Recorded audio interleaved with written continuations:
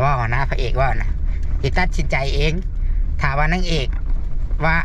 บ่เมื่อน้ำหรือว่าบ่ไปน้ำแล้วก็จำเป็นต้องไปผู้เดียวได้บัดนี้แล้วก็อาจสิได้เวรกรรมเท่ากันแล้วแต่ถ้าให้ว่ากลับมาหาเงินหาคำผักเงินผักคำมาเลี้ยงครอบครัวนางเอกนี่คือฉียาแล้วเราพอแล้วเราอิ่มแล้วพี่น้องเนาะ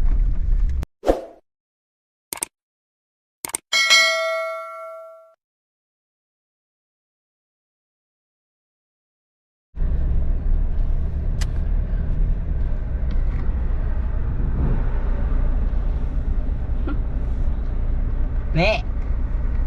เห็นอะไรลูกถือยางเห็นอะไรลูกถือยางถือเอาก้อนวิกนะเอาวิกก้อนทุบานนี่ถือวันนี้เฮตตี้หัวด้วยเฮตตี้หัวด้วยถือวันนี้เฮตตี้นอนดูวันนี้เฮตตี้นอนดูยังจืดอยู่นะยังจืดเก่าแก้วได้ทำดีนะช้อนได้ก็ได้ไอ้ฉันทักทายสบายดีกับทักทายสบายดีเด้อสบายดี FC หมู่เพื่อนพ่อแม่ลุงป้าปู่ย่าเบิดสุขุสุคนเด้อพี่น้องเนาะเปิดภาพมากะตุชิดกะนั่งอยู่ในรถเด้อหานเบี้ยนใส่นมอีกแล้วโอ้ยกินนมอีกแล้วโมนี่เอ้ยโมนี่กินนมพี่น้องเอากล้องนี้ก่อนเห็นไหมพี่น้องข้างทางนี่ดำหน้าเรียบร้อยมึงเนี่ยทงหน้าเขียวกระจีเลยนะทิศหนึ่งกับเขียว2 ทิศเดือนหนึ่งนะเดือนหนึ่งนี่ก็เป็นก๊กเข่าแล้วเขียวงามฝนตกลิ้นพี่น้องเลยพวกแม่พวกเราอยู่กลางพวกเราดำจมอ่อนดำนาอ่อนเนาะดำนามีน้ำเนาะมันคักที่เจ้านุ่ยใบน่ะมึงเนี่ยน่ะทิศหนึ่งกับเขียวนะเนี่ยทิศหนึ่งกับติดเขียวเนาะหลังจากเขียวก็เป็นเดือนหนึ่งก็เป็นกอช่วงนั้นกับฝนตกลิ้นนอนพี่น้องเลยนอนฟังเสียงฝนตกลิ้นจากโอ้ยขักปั่นยังเลยพี่น้องเลยเนาะโอ้ยเบิดเดือนนี้นะพี่น้องเนาะเบิดเดือนนี้แหละอีกประมาณเบิดเดือน6สากลนี่โอ้ยฝนตกลิ้นแบบลิ้น4-5 มื้อนะลิ้นแบบจากบัวยุทธนะขักอะไรได้แต่ว่าเสื้อผ้านี่บ่มีบนตากเนาะบ่มีแดดเด้ทุกคนเลยเนาะถือว่าเข้าฤดูกาลเห็ดนาแบบเต็มที่เลยทุกคนเต็มที่อะไรเนาะบ้านนี้เนาะโอ้ยน้ำไงกกไม้ใบหญ้าเขียวต่างขางนี่ถือว่ากกไม้ก็แบบซื่นบานนะรายการงัวควายนี่ก็ตุ้ยได้งัวนี่ก็ตุ้ยได้งัวนี่บ่แล้วเพิ่นตุ้ยยามนี่นะเพิ่นได้กินหญ้าลายได้ยามนี่เนาะมึงเนี่ยผู้มึงเนี่ยปลานะมึงเนี่ยเขียวงามแท้นี่ยาน่ะข้างขางเนาะเดี๋ยวตุชิดสีจอดให้บึงส่วนมันตุชิดได้พี่น้องทางหน้านี่นาตุชิดส่วนมันเดี๋ยวสิแวะให้เบิ่งหน่อยนึงนี่ทุกคนนี่แมนไปได้นี่เห็นบอกเป็นแถวอ้อมหัวลงไปเด็กเห็นบ่ได้กว้างๆสุดลงไปให้น้ำพุ่นแหละบ้าน5 เฮกตาร์พี่น้องเนาะพูดลงไปลุ่มพูดอยู่หน้าทางอีกโอ้ยจะมีเงินหนิวไว้เหมาะคักปัญญังมีทุนเนาะเห็ดปั๊มน้ำมันก็ได้เปิดปั๊มน้ำมันเนาะอนาคต กันมีทุนนะทุกคนถือว่าโอ้ยรถไถบ้านเฮาเห็ดหน้านี่ไปก็สิซื้อแต่อยู่นี่เขาเอาราคาแบบซ้ำกันแล้วนะกับอยู่นอกกันเลยเนาะตอนนี้โมนี่ก็กำลังแบบบุ่นวายกับการดื่มนมเลือกยากอยู่ว่าสิเลือกเอาเต้าใด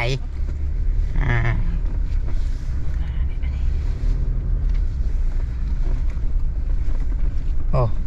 เมื่อคืนนี่ก็ตกพลไผ่กระดับผ้าแตกต่ำ2 บาทไผ่ดับมับโดดไปน้องฮ้อนบาทนี้ฮ้อนเป็นฮ้อนน้ำเต็มให้นะทงให้ทงหน้าทุกคนเอ้ยเนาะถือว่าฤดูกาลเห็ดนาก็ถือว่า กับพิษแผนหน่อยนึงเนาะ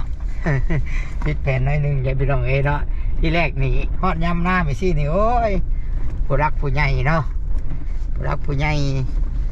พอหักไม่หัก FC ทุกคนเนาะแล้วก็วางแผนกันไว้พี่น้องว่าสิได้เห็นละครเรื่องหนึ่งนะที่ว่าสิได้เห็นพระเอกกันได้เห็นเป็นเห็ดหน้าแต่ว่าเป็นไปบ่ได้พี่น้องเนาะมีกรรมมาบังก่อนเนาะกรรมมาบังคนก่อนกรรมก็ได้กรรมกับกรรมที่ว่านางเอกตัดบ่ได้บ้านนี้ตัดกรรมบ่ได้ เอาทุกคนเลยเนาะเอาไม่เรื่องใช่ไหมเราสู่ฟังอีกเด้อพี่น้องคิดว่าเป็นข่าวดีอยู่ได้เนาะคิดว่าเป็นข่าวดีอยู่ได้เพราะว่าพระเอกพี่น้องพระเอกมันได้ติดต่อมาได้พี่น้องเลยเนาะเอาอันนี้ก็จะมาตอบ FC นำเลยตอบคำถามมึงเนี่ยตรงนี้แหละเขียวเลยนะต่อกำลังว่าชีว่าโอ้คีบึงนะพี่น้องโอ้ยเห็นกล้าบ่เฮ้ยหรือเข่าอันนี้ละวานเข่าบ่อันนี้เข่าหวานเขียวเนาะพอดีว่าจังซี่ทุกคนเนาะเพิ่นก็โทรมาหาเนาะถามข่าวเป็นจะไดบ้านนี้ก็ถามเพิ่นเนาะก็คือว่าหมดแหละเฮากะบ่มีปัญหาหยังได้กับพระเอกและก็นางเอกเนาะก็คือว่าแต่ว่าให้กลับไปเป็นแบบเก่านี่มันกะบ่ได้แล้วเนาะพี่น้องคือสิบ่ได้แหละแต่ว่าถามไทยกันเบิ่งเพราะว่า FC ว่าเป็นจังไดเด้เนาะเป็นจังไดพระเอกเพิ่นเป็นจังไดเนาะฮู้แต่ข่าวนางเอกว่าซั่นพระเอกได้เป็นจังไดตัวชิดกับผู้รักผู้ใหญ่เด้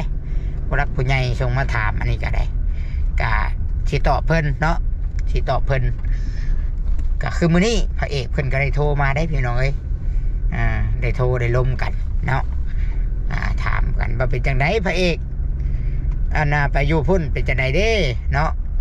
เพิ่นก็โอ้ยดีเพิ่นว่าพระเอกว่าผู้ใหญ่นี่ดีอหลีเพื่อนเพิ่นกำลังมักไงเนาะนอนเผาเพื่อนในเพิ่นแต่ว่าเพื่อนเพิ่นก็ยังเฮ็ดบ่แล้วเพิ่นว่าข้าวน้ำกินน้ำเพิ่นเนาะเพิ่นก็บ่ได้แบ่งว่าอันต้องกินผู้เดียวได้กินน้ำเจ้าของเพิ่นเลยกินกับลูกชายเพิ่นว่าซั่นเนาะเวียกงานกะว่ากะลายแล้วเนาะไปเฮ็ดเวียกพี่น้องแต่กับบ่ได้แม่นว่าถึงขั้นเวียกนักดอกเพิ่นว่าก็มีเกลือป่านี่เลี้ยงงัวพันธุ์กะเพิ่นหากะลงดอกยังบ่หลาย3ตัวเพิ่นก็ฝึกเวียกเนาะแนวเพิ่นก็ฝึกเอาคนงานนะเจ้าของเฮือนน่ะงัวพันธุ์มีแบะมีเป็ดมีไก่บ่สิทำนองนั่นแหละทุกคนเนาะ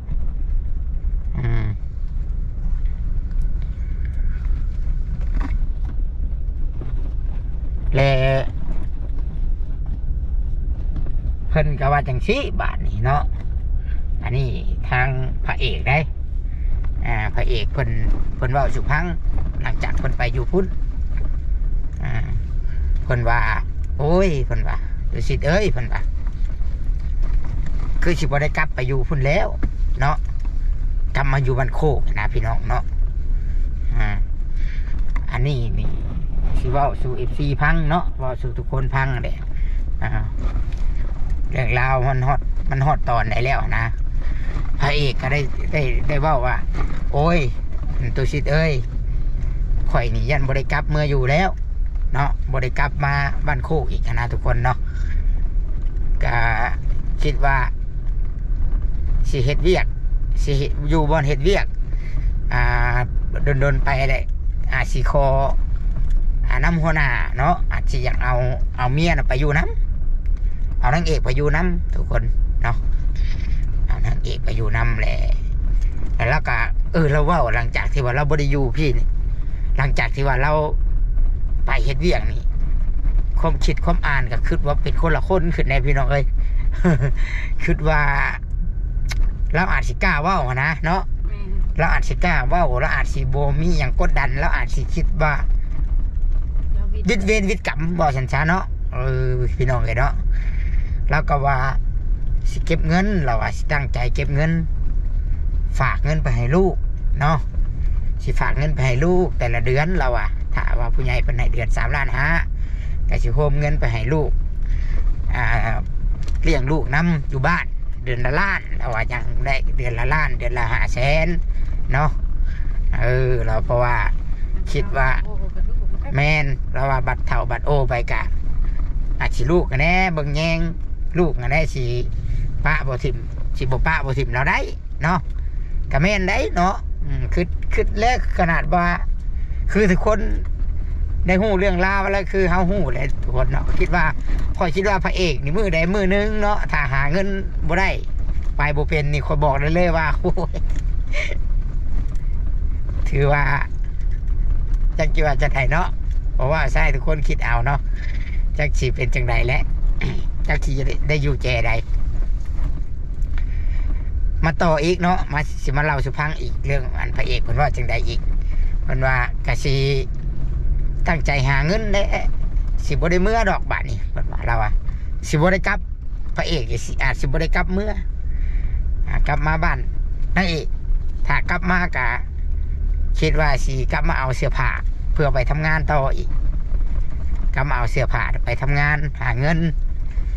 และความฝันและความคิดของเราได้อันนี้พี่น้องเลยเราว่าเป็นไปได้ก็จะเอานางเอกนะไปน้ำไปหาเงินน้ำไปอยู่น้ำจังโบมีห่วงเราว่า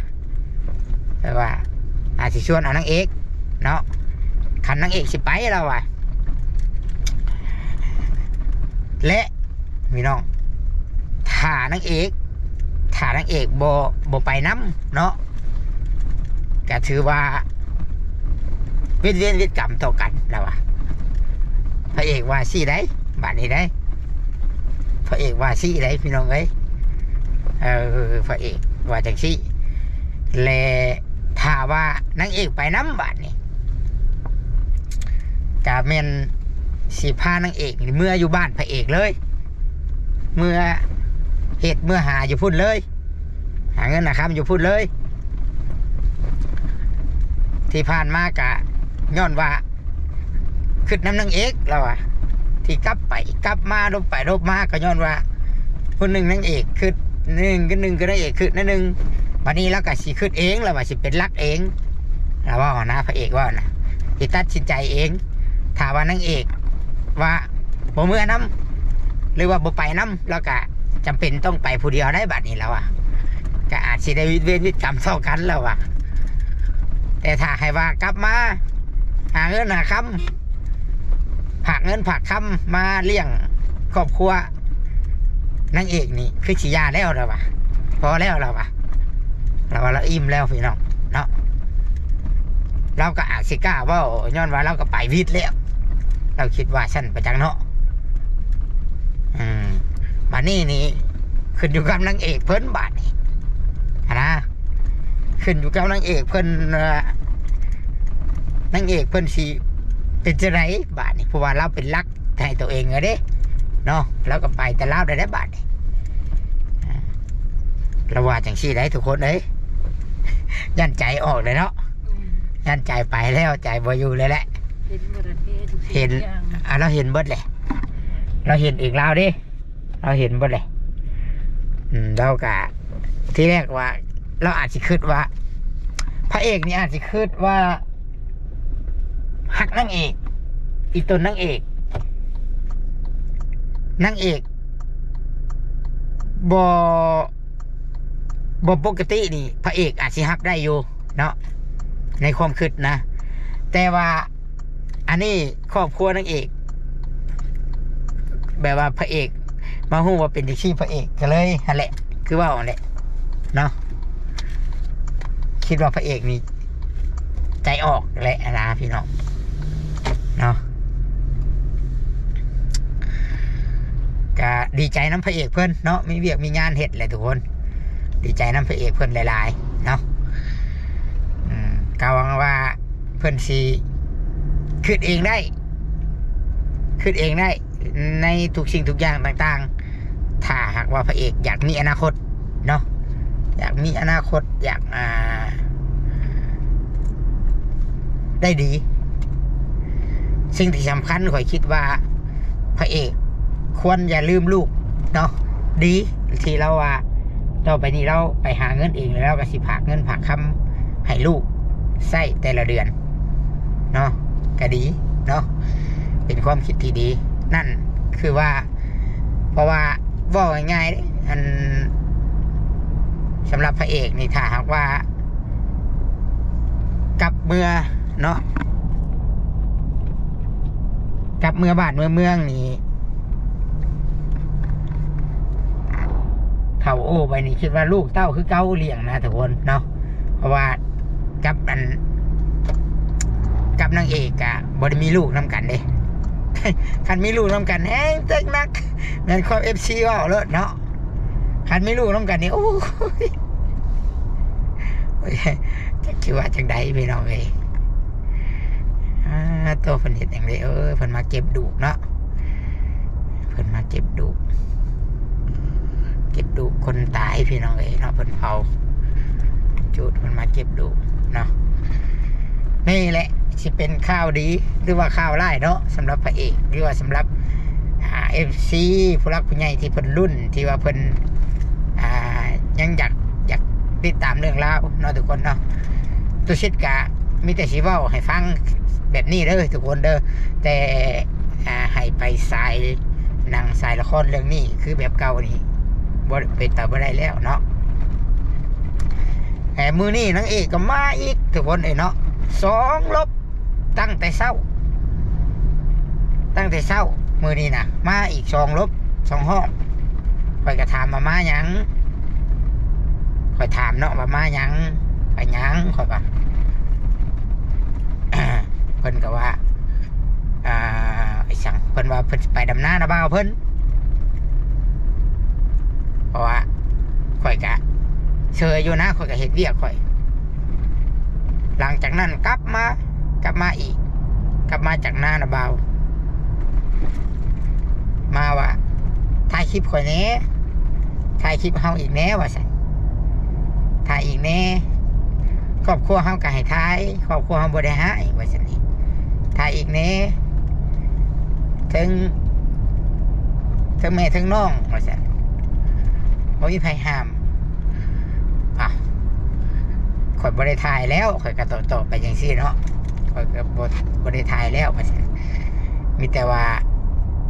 เจ้าไปขอความช่วยเหลือน้ำผู้อื่นซะเนาะถือว่ายันครอบครัวของนางเอกเพิ่นบ่ได้อยากถือว่าที่ผ่านมากับบ่ได้พอใจในเฮาช่วยนะทุกคนเนาะหลังจากนั้นเพิ่นก็คิวยุ่งไปเนาะที่แม่นอุกใจในบ้านนี้เนาะจะคือว่าวันแล้ว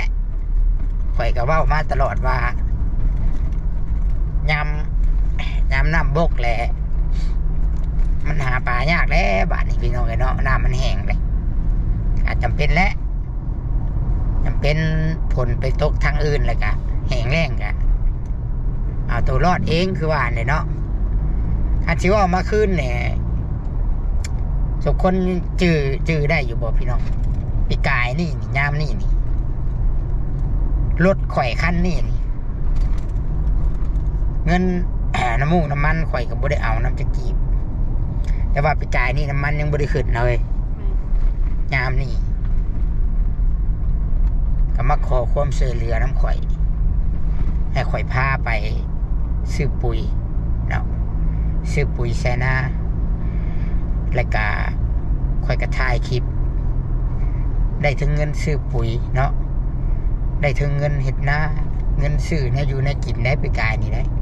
เนาะถือว่าคิดภาพมาเลยคนที่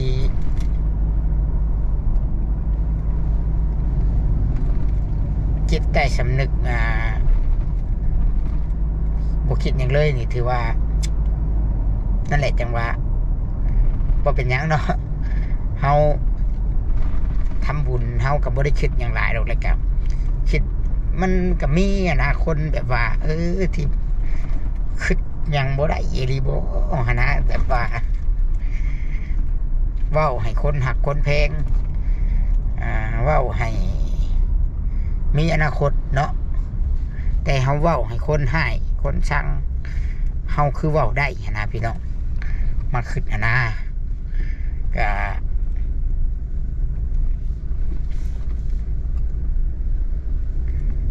เฮาก็เลยปล่อยวางได้พี่น้องเอ้ย